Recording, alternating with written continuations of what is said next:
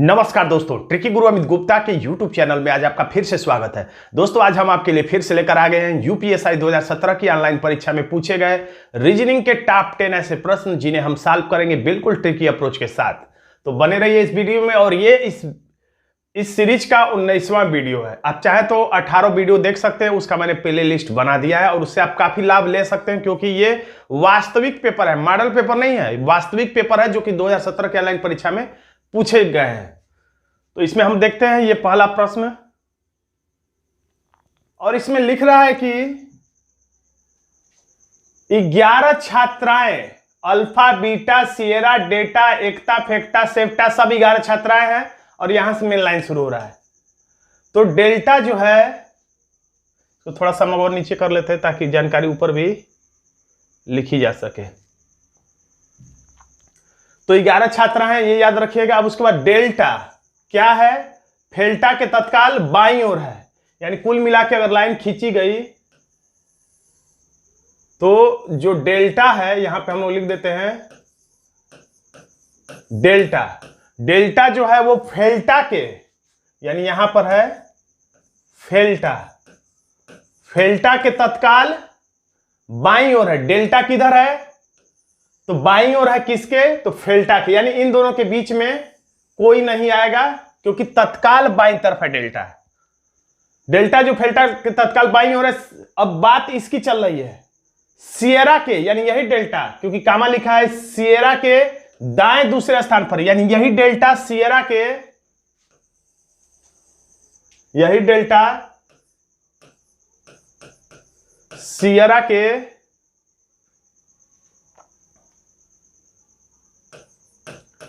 के दाएं स्थान पर दूसरी है, यानी बीच में एक बना देंगे तो यहां से ये दाएं से दूसरे स्थान पे हो जाएगी, यानी इनके बीच में भी अब इतने के बीच में कोई नहीं आ सकता क्योंकि ये तत्काल बाएं है और सिएरा के ये दाएं साइड में दूसरा है, यानी पहला ये दूसरा ये है, यानी इसके बीच में और कोई नहीं आएगा, बस ये खाली स्थान पे कोई पूर्ति हम लोग करेंगे।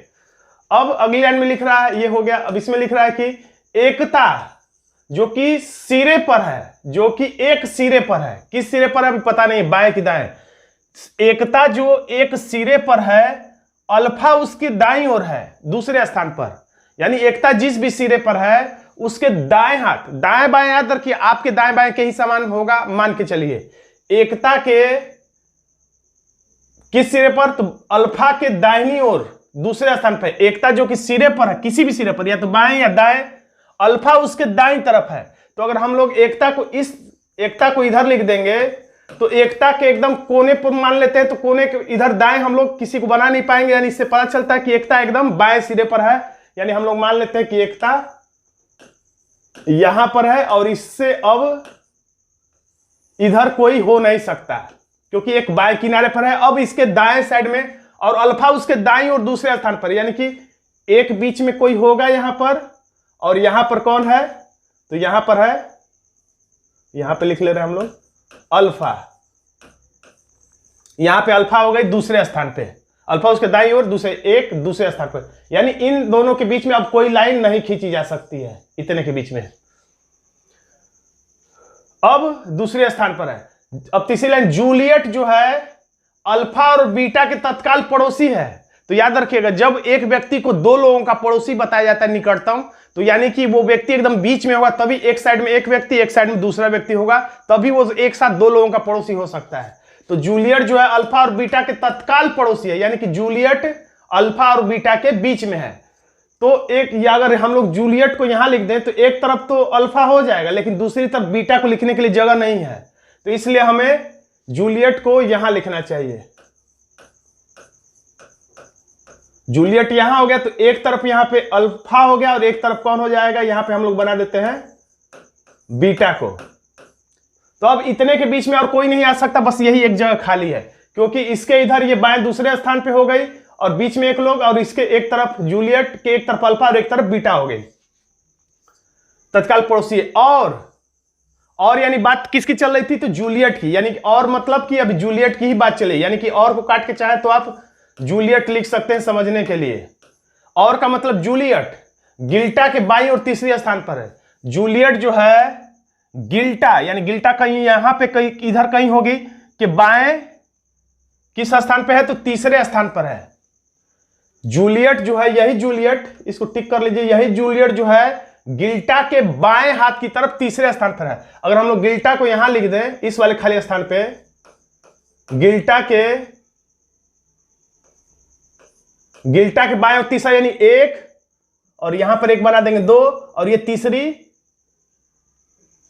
बनाना नहीं पड़ेगा, यहां पे ये 1 2 और तीसरा जूलियट हो जाएगा। यही कह भी रहा है कि गिल्टा के बाईं ओर जूलियट जो किधर है, गिल्टा के बाईं ओर तीसरा, तो गिल्टा के बाईं ओर 1, ये 2 और जूलियट तीसरा हो गया। अब हम अगली लाइन जब पढ़ते हैं तो इसमें लिखा है हेमा डेल्टा के तत्काल बाईं तरफ है, कंफर्म एकदम लाइन है।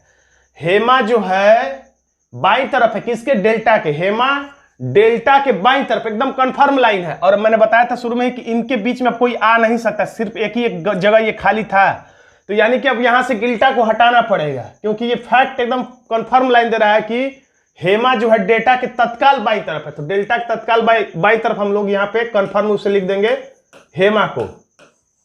अब ये इतना जगह पूरा फिक्स हो गया।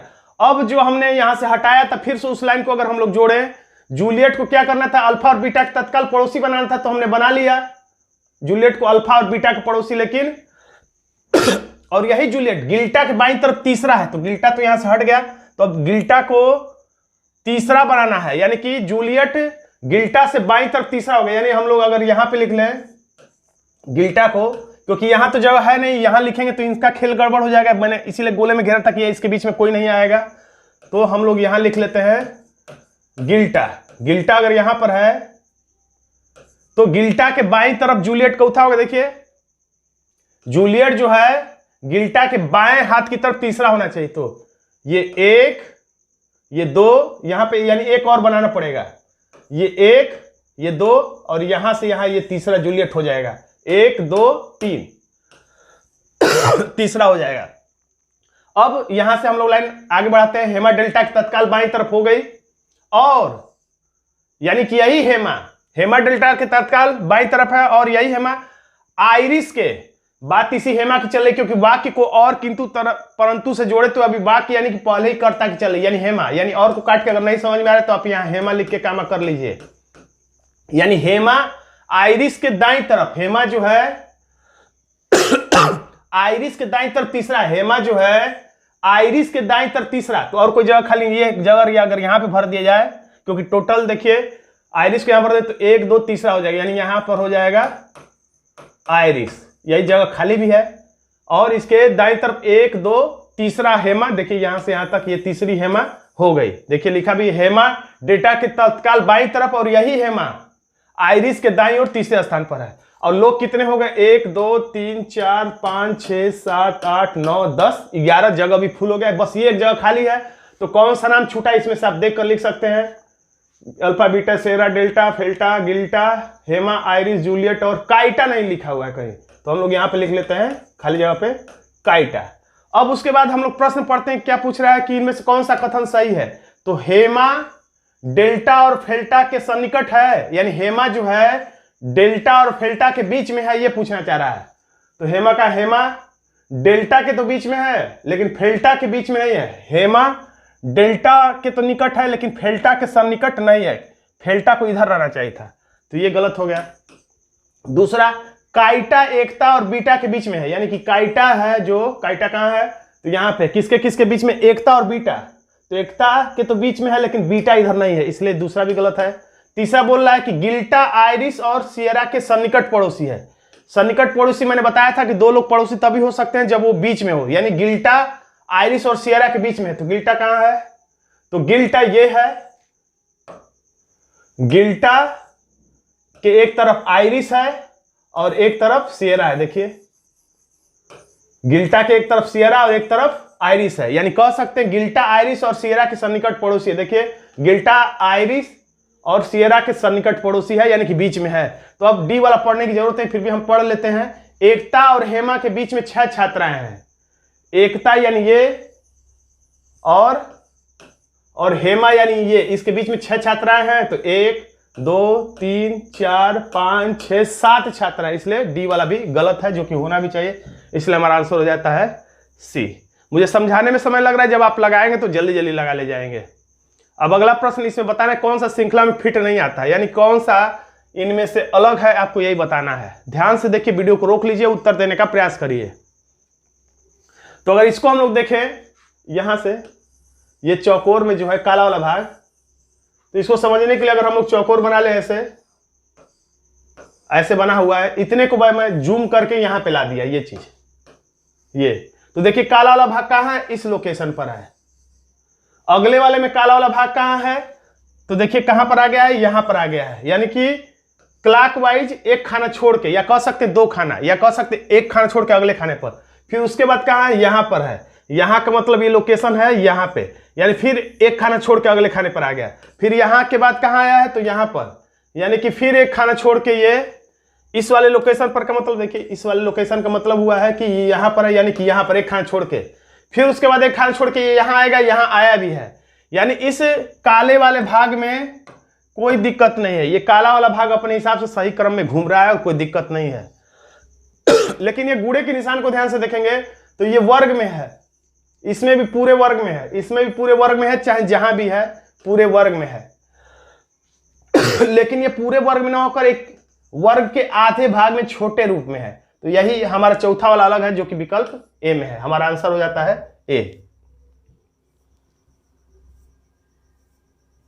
अब अगला प्रश्न है कथन, और कौन सा इस कथन का मजबूत तर्क है और कौन सा तर्क कमजोर है, यानी कि मजबूत तर्क कौन सा है। तो कथन क्या कहा गया है, यदि एक परिवार के पास हमारे जीवन को चलाने के लिए पर्याप्त धन है, यानी निचोड़ यही है कि अगर आपके पास पर्याप्त धन है तो क्या हमें काम पर जाना बंद कर देना चाहिए। यानी अगर आपके पास पैसा अच्छा खासा कमा लेते हैं तो आपको काम करना बंद कर देना चाहिए। तो ऐसे तो आप मोटा मोटी समझ ही गए होंगे कि आंसर क्या होना चाहिए। तो यहां पे कह रहा है कि हाँ, यानी काम बंद कर देना चाहिए, क्योंकि परिवार को खिलाने के अलावा काम करने का अन्य कोई महत्वपूर्ण उद्देश्य नहीं है। यानी आपने अपने परिवार का पेट भर लिया तो और कोई महत्वपूर्ण उद्देश्य नहीं है, ऐसा नहीं कह सकते। क्योंकि बड़ी बड़ी कंपनियां हैं, उनके पास इतना तो पैसा है कि अपने पूरे परिवार का अपने आजीवन तक वो भरण पोषण कर सके, इसके बावजूद भी वो आगे का सोचते जाते हैं। तो एक तो कारण ये होगा कि केवल भरण पोषण ही उद्देश्य नहीं होता है, आगे और भी लक्ष्य हो सकते हैं, गाड़ी बंगला और भी कोई लक्ष्य हो सकता है, या अपने जीवन को सक्रिय रखने के लिए भी आप काम को नहीं छोड़ सकते। तो ये तो तर्क प्रभावी नहीं, मोटा मोटी आप समझ ही गए होंगे। दूसरा कह रहा है कि नहीं, फिर भी हमारे पास नई चीजों के बारे में अवगत होने के मौके कम हो जाते हैं, यानी कि नहीं, ये बंद नहीं करना चाहिए, क्योंकि बंद करने से हमें नया कुछ सीखने का मौका कम हो जाएगा। तो दूसरा तर्क यहाँ पे मजबूत साबित होता है, पहला तर्क कमजोर है, इसलिए केवल दूसरा तर्क हमें सही करना है, यानी केवल तर्क 2 मजबूत है। अगला प्रश्न है रक्त संबंध से, तो आराम से अगर निकाला जाए, प्रिया ने आनंद का एक अजनबी से परिचय कराते हुए कहा कि उसकी पत्नी, यानी कि आनंद की तरफ इशारा करके करे कि उसकी पत्नी, यानी कि यहां पर मतलब आ जाता है, इसके इतने के जगह पे हम लोग लिख सकते हैं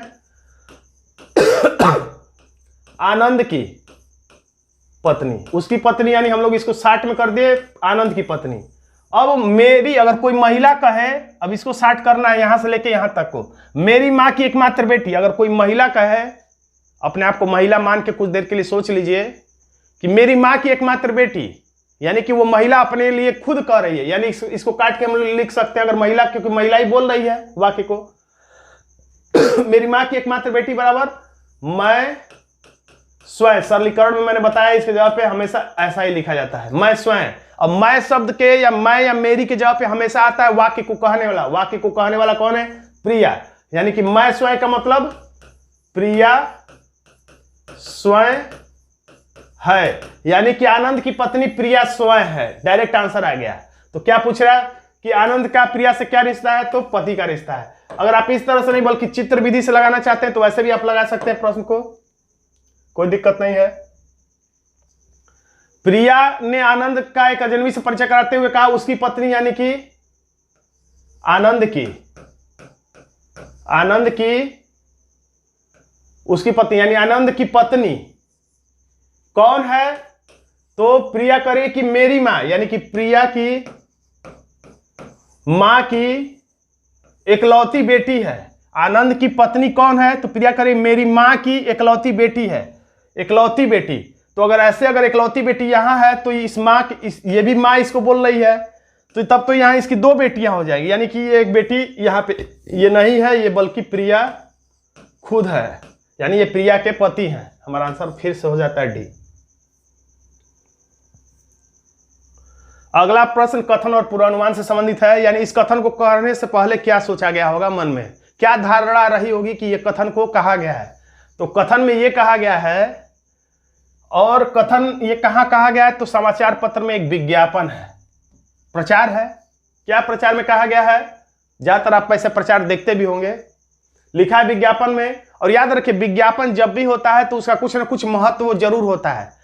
विज्ञापन का साइकोलॉजिकल असर होता है। विज्ञापन बनाने वाली कंपनियां सोच समझकर विज्ञापन डालती हैं ताकि इसको पढ़ने वाले के मन में कैसी छवि बनेगी हमारी कंपनी के प्रति।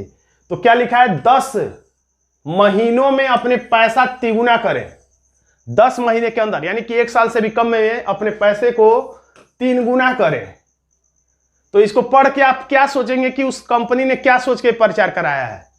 तो पहला विज्ञापन झूठा है, ये सोच के प्रचार कराया होगा।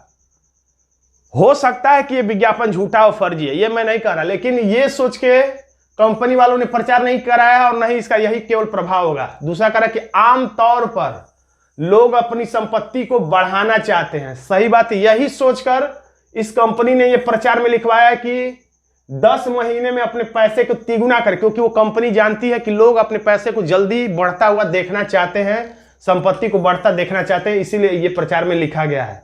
हाँ, ये बात जरूर है कि ऐसा लिखने वाले ज्यादातर कंपनियां फर्जी होती है, लेकिन 100% ऐसा नहीं कहा जा सकता है। 99.9% कंपनियां ऐसा कहने वाली झूठ हो सकती है, लेकिन कभी कभी ऐसा सही में भी आता है कि कोई अगर बड़ी कंपनी अगर ऐसा वादा कर रही तो उसको हम लोग कुछ देर के लिए सही भी मान सकते हैं, लेकिन 99.9% ये झूठा ही होता है। तो यहां पर हमारा देखिए आंसर हो जाता है बी, केवल पूर्वानुमान 2 नहीं था, यानी कि दूसरा वाला सही है, पहला वाला गलत है। वेन आरेख में बताना है हमें गूगल, फेसबुक और यूट्यूब के बीच सही संबंध को कौन सा चित्र दर्शाता है। तो देखिए गूगल एक सर्च इंजन है, फेसबुक आप लोग जानते हैं सोशल साइट है, और यूट्यूब वीडियो के रूप में एक सर्च इंजन ही की तरह काम कर रहा है आजकल। लेकिन तीनों अलग अलग कंपनियां हैं, तीनों का अपना अलग अलग महत्व है, इसलिए हमारा सबसे अच्छा उपयुक्त उत्तर यहां पे बी लग रहा है।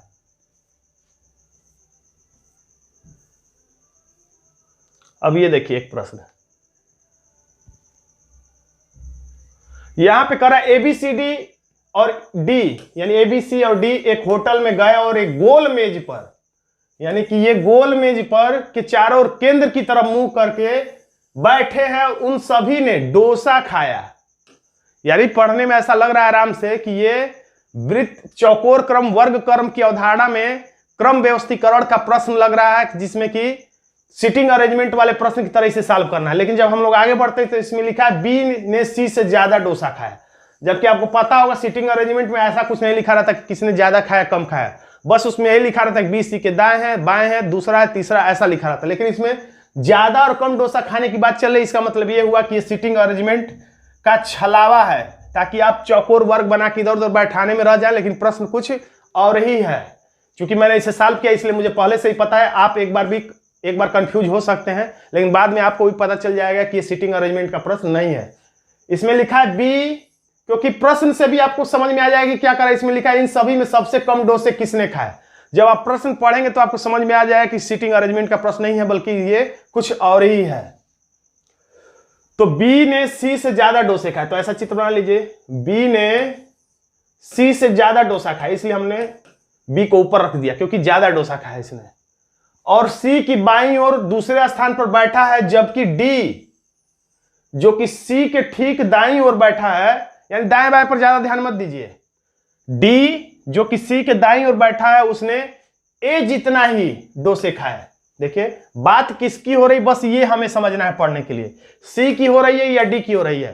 तो इसमें कह रहा है कि जबकि डी इसकी कहानी चल रही है, डी जो कि सी के ठीक दाईं ओर है, यानी ये उसने ए के जितने ही डोसे खाए, यानी कि डी और सी ने बराबर बराबर डोसे खाए हैं। अगर 10 इसने खाए तो 10 उसने, 2 उसने खाए तो दो अगर डी ने खाए तो सी ने भी 2 ही डोसे खाए हैं, बराबर खाए, यानी कि दोनों अगल बगल रहेंगे, इसलिए मैंने अगल बगल लिख लिया।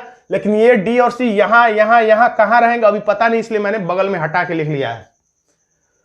खाए, जो डी के दाएं और दूसरे स्थान पर बैठा है। बी ने ए से कम डोसे खाए, बी जो है ए से कम, तो ए को ऊपर लिख देते हैं। बी ने ए से कम डोसे खाए, इसलिए मैंने ए को ऊपर लिख दिया। अब पूछा इन सभी में सबसे कम डोसे किसने खाए, तो देखिए डी और सी ने बराबर डोसे खाए हैं। डी और सी ने, यहां पे गलती हमने लिख दिया, यहां पे लिखा है कि ए डी जो कि सी के ठीक दाईं ओर है उसने ए जितने ही डोसे खाए, यहां पे हमको ए लिखना चाहिए था। तो अब यहां पर हम लोग देख सकते हैं डी और ए बराबर डोसे खाए हैं, तो इसके बगल में ही हम लोग डी को भी लिख देंगे, क्योंकि दोनों एक बराबर डोसे खाए हैं, न ऊपर न कम न ज्यादा। तो सबसे कम डोसे, सबसे ज्यादा डोसे किसने खाए, तो ए और डी दोनों ने खाए। लेकिन सबसे कम डोसा पूछ रहा है तो यहां पे हम लोग बता देंगे सबसे कम डोसा खाया बेचारा सी ने, जो कि विकल्प बी में, हमारा आंसर हो जाता है बी।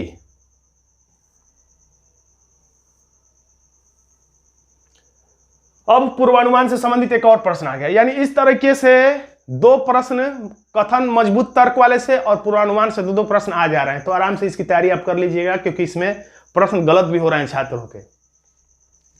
कथन का क्या है, तो कथन को कहने से पहले क्या अवधारणा उसके मन में चल रही हो, क्या किस अधेड़ बुन में रहा होगा व्यक्ति कि उसने ये कहा, यही हमें बताना होता है। यानी कथन कहने से पहले क्या सोचा गया था। एक रिपोर्टर कहती है, क्या कहती है, तो भारत सांस्कृतिक विरासत के मामले में सबसे अच्छे देशों में से एक है। भारत जो है सांस्कृतिक विरासत के मामले में सबसे अच्छे देशों में से एक है, यानी 10 अच्छे देश हैं तो उनमें से एक ये भी है। सबसे अच्छा नहीं है, सबसे खराब नहीं है, यानी ऊपर के मेरिट में टॉप 10 में ही मान के चलिए कि एक भारत भी है। सबसे ऊपर है ऐसा भी नहीं बता रहा है, इन्हीं 10 ऊपर के देशों में से ही एक है, ऐसा अवधारणा बना सकते हैं। तो अब इससे क्या पूर्वानुमान निकालेंगे कि इसको कहने से पहले क्या सोचा गया होगा, किस अवधारणा पर यह बात बोली गई है। भारत के लोग अगली पीढ़ी तक सांस्कृतिक प्रथाओं के अच्छे वाहक थे, तो बिल्कुल सही है, अच्छे वाहक थे, तभी तो भारत सांस्कृतिक विरासत के क्षेत्र में अच्छे देशों में से एक है। सांस्कृतिक विरासत को हमने सजो के रखा है, तभी तो अच्छे देशों में से एक नंबर पे है। 10 अच्छे देशों में या कुछ अच्छे देशों में से एक स्थान भारत का भी है। तो इसलिए वाला तर्क, यानी ये वाला पूर्वानुमान इसमें छुपा हो सकता है, यानी छुपा हुआ है। दूसरा, सांस्कृतिक विरासत के मामले में भारत किसी भी अन्य देश की तुलना में बेहतर है। किसी भी अन्य देश की तुलना में, किसी भी अन्य देश की तुलना में बेहतर है, तो वैसे तो है किसी भी अन्य देश की तुलना में बेहतर, लेकिन यहां पर पूर्वानुमान में ऐसा कुछ नहीं, कथन में ऐसा कुछ नहीं कहा गया है। इसमें बस यही सात्विक भाषा का इस्तेमाल किया गया है कि सबसे अच्छे देशों में से सिर्फ एक है, यानी कि अगर 10 अच्छे देश हैं तो उन्हीं में से कोई एक है भारत, सबसे अच्छा है ऐसा नहीं कहा गया है। जबकि इसमें कह दे रहा है कि सांस्कृतिक विरासत के मामले में भारत किसी अन्य देश की तुलना में बेहतर है, तो ऐसा हम नहीं कह सकते, यानी कि बहुत ज्यादा बढ़ा चढ़ा के बोल दिया गया, इसलिए केवल पहला ही पूर्वानुमान इसमें से निकलता है।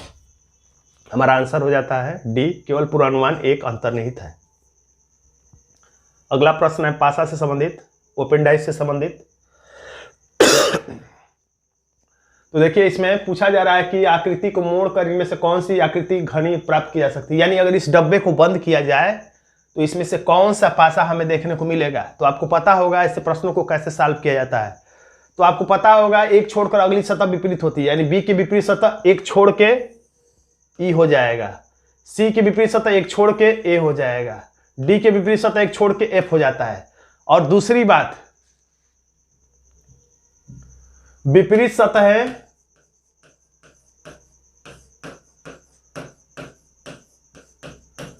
एक साथ नहीं दिखती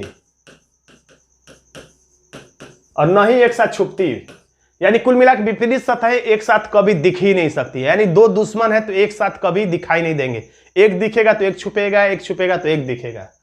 यानी अगर जिस डब्बे को भी मोड़ के बनेगा ये, तो उसमें कभी भी बी और ई एक साथ नहीं दिख सकता, क्योंकि बी का ई विपरीत सतह है, यानी ई और बी दुश्मन है, तो कभी भी बी और ई एक साथ दिख ही नहीं सकते अगर इसको मोड़ा जाए तो। यानी जिस भी डिब्बे में बी और ई एक साथ दिख जाए तो समझिए ये इस डब्बे का मुड़ा हुआ रूप नहीं है। तो बी और ई किस में दिखा है, तो इसमें बी और ई एक साथ दिख रहा है, जबकि बी और ई का विपरीत सतह है, इसलिए कभी एक साथ दिख ही नहीं सकता। अगर इसका रूप होता तो बी और ई एक साथ दिखाई नहीं देते। ये हमारा आंसर नहीं होगा। बाकी में कोई में और चेक कर लीजिए, बी सब में चेक कर लिया करिए। अब दूसरा, डी और एफ एक दूसरे के विपरीत सतह हैं, तो डी और एफ आपस में विपरीत हैं, दुश्मन है, तो कभी एक साथ नहीं दिख सकते। अगर इसका मोड़ा हुआ रूप रहेगा तो डी और एफ एक साथ नहीं दिख सकते। तो इसमें भी नहीं, इसमें डी और एफ एक साथ दिख रहा है, यानी कि ये वाला डब्बा मोड़ने पर ये कभी नहीं बन सकता, क्योंकि इसमें डी और एफ दुश्मन है, जबकि इसमें डी और एफ दोस्त दिखाई दे रहा है। ये भी नहीं होगा। अब अगला, सी और ए आपस में विपरीत सतह है, यानी कि सी और ए दुश्मन है, कभी एक साथ नहीं दिखना चाहिए, जबकि सी और ए इसमें एक साथ दिख रहा है। इसमें कह रहा है सी और ए दुश्मन है, जबकि इसमें कह रहा है सी और ए दोस्त है, इसलिए ये भी नहीं हो सकता। एक ही विकल्प बचा, इसलिए हमारा आंसर हो जाता है ए।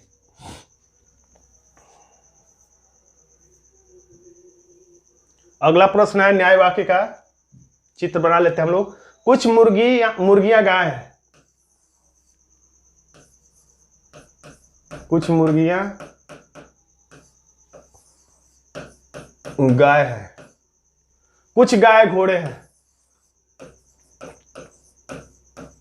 घोड़े, तो मैंने बताया था जब भी जलेबी बनाइए तो इमरती भी बनता है, और निष्कर्ष तब तक नहीं सही होगा जब तक दोनों ही चित्रों में निष्कर्ष सही ना हो। एक में सही एक में गलत मतलब गलत, दोनों में गलत तो बहुत बड़ा गलत, दोनों में सही तभी निष्कर्ष सही होता है। कोई मुर्गी गाय नहीं है, मुर्गी कह रहा कोई गाय नहीं है, गलत है, जबकि कुछ मुर्गी गाय है, तो इसी में गलत हो गया, तो दूसरे में चेक करने से फायदा ही नहीं, क्योंकि जब इसमें गलत हो गया तो इसमें सही भी होगा तो भी गलत, गलत होगा तो भी गलत। इसमें कह रहा है कोई मुर्गी गाय नहीं, इसमें भी कुछ मुर्गी गाय है, यानी दोनों ही में गलत है, तो गलत गलत बराबर बहुत बड़ा गलत।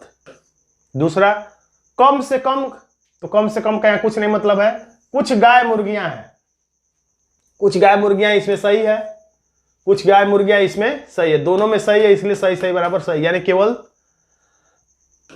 दूसरा निष्कर्ष सही होता है, यानी हमारा आंसर हो जाता है सी।